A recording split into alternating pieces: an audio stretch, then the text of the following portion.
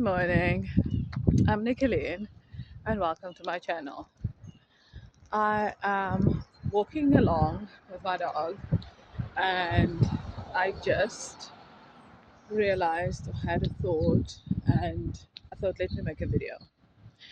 Um, yeah, so a couple of days ago I spoke to my daughter about standards and how we set standards and things like that.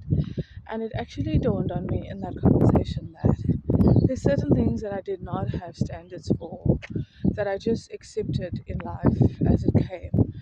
And part of that with her, I actually started by saying, I admire people that have standards. You know, you find women that says, I will never date a man with kids, or I will never be taking public transport, or there's certain things that people say I just don't do. I just don't smoke and drink. I just don't, and for me, for years I've always been hard on myself to say that why couldn't I set these standards in my younger years, but what I've come to understand and to notice is that those standards were set by my peers, yes, but we set standards also based on where we come from. Our morals, our values, those are the things that determine what our standards would be or should be. Uh, an example, I grew up in a family where drinking is a social thing, it happens at every function. And when I say every function, I mean every function. And for a while, I sort of fed into that. When I was at university, I would have a glass of wine here and there. And, if a friend broke up with a boyfriend, I would be there to support them in that aspect. And then, I don't know, one of my husband's friends, he asked me why um, I'm still drinking, because I was only drinking like one glass per event or something. So I said to him, because I always get like this headache when I drink wine, and I just don't like the feeling of being drunk. And he just said to me, so why are you still drinking? Because you're literally getting a hangover while you're drinking. It doesn't work for you.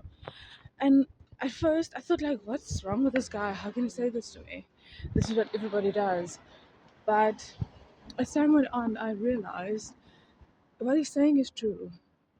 Just because everybody else is doing it, it doesn't mean that I have to do it.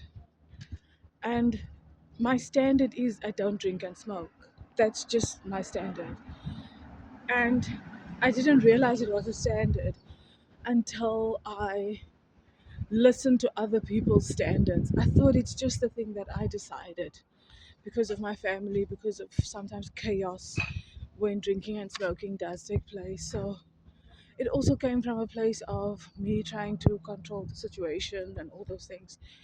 But the point of today is, whatever your standard is, um, don't compromise on that.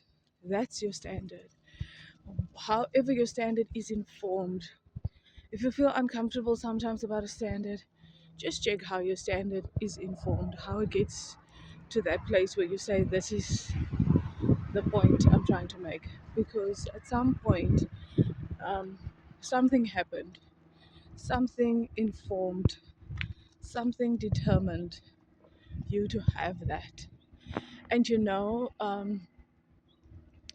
as I was thinking about this, I was also thinking about the Word of God and how that is. And Jesus had standards. He had boundaries. He had morals and values. He didn't go and invite everybody when he had to go and pray, because those are intimate moments, intimate scenes that he had to go and um,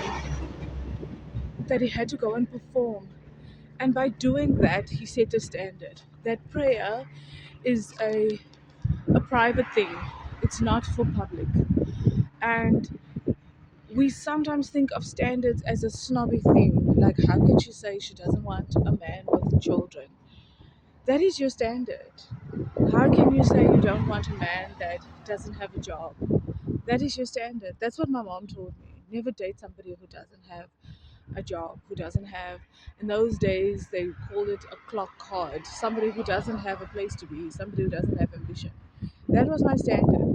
So whenever somebody would try to date me, I would always evaluate them according to those standards. I didn't have words for it then. I didn't have the vocabulary to say that then. And I admire young women, especially, who has standards and say, I just don't do that. I don't do this. And raising a daughter, I have come to this point where she's a teenager now, and I'm teaching her about standards and not just this is something I just don't do. I said, this is a standard. This is what you believe in. This is your moral. This is your values. And are you willing to compromise it for somebody else? And will you be happy once you have compromised your morals and your values for another person? Does it bring you peace when you compromise your morals and your values for another person? Is that something that you're willing to shout from the mountaintops that I have betrayed myself for another person? So, if there's anything that you take away from today, it is this question of who are you? What are those things that you just don't do? You don't know what they are. You don't know why you don't do them. You don't know why people look at you strange when you say you just don't do that. But those are your standards. And something in you informed you of those standards. And that's what's important. It's important that we have standards because if you don't know what you stand for, you'll fall for anything. If you don't know where you're on your way to, you'll take any route and it will take you everywhere. So, what are our standards as women, as young ladies, as men? What are your standards? What informs who you are? Have a great day, everyone.